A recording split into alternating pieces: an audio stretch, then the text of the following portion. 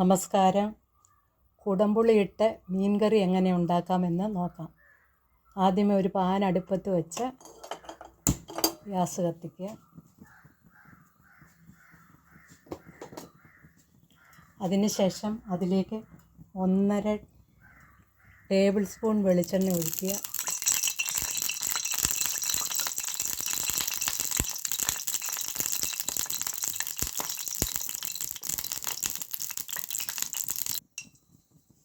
സ്വല്പം കടുകിടുക.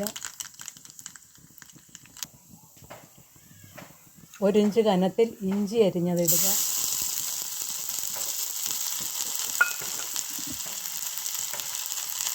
ഒരു 10-12 അല്ലി വെളുത്തുള്ളി ഇടുക.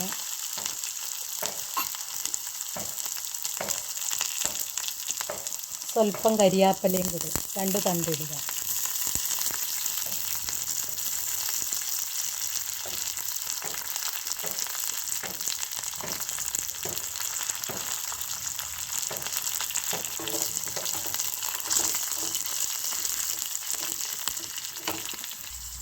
ഒരു 10-15 സെക്കൻഡ് ഒന്ന് വഴറ്റുക.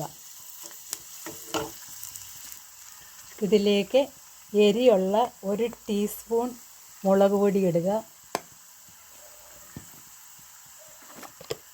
കാശ്മീരി മിർച്ച് മുളക് പൊടി ഒരു 2.5 ടീസ്പൂൺ ഇടുക. 2.5 എന്ന് പറഞ്ഞാൽ 2.5 തന്നെ, കൂടുതലിടണ്ട.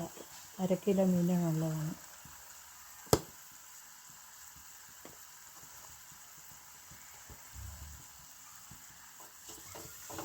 ഇളക്കുക.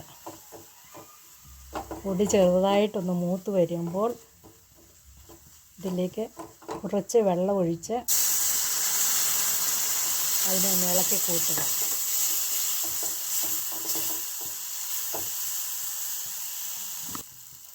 ഇതിലേക്ക് 1/4 ടീസ്പൂൺ മഞ്ഞൾപ്പൊടി, ഒരു നുള്ള് ഉലുവാപ്പൊടി,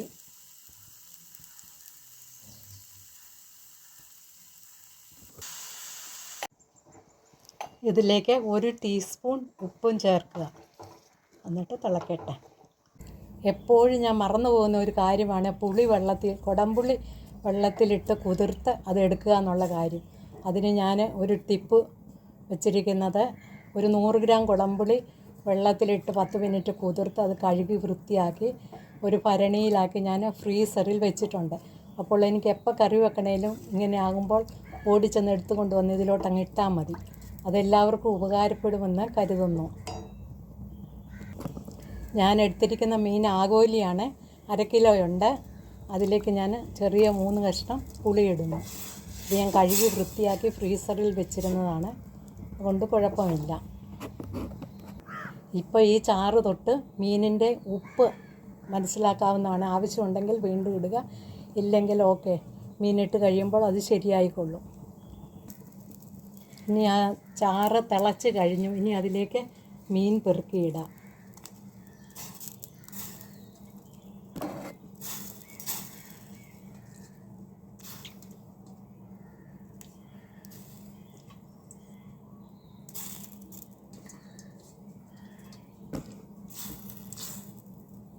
ഇനി അടച്ച് വെച്ച് ഒന്ന് തിളപ്പിച്ചിട്ട് ചെറുതീയിൽ പറ്റിച്ചെടുക്കുക.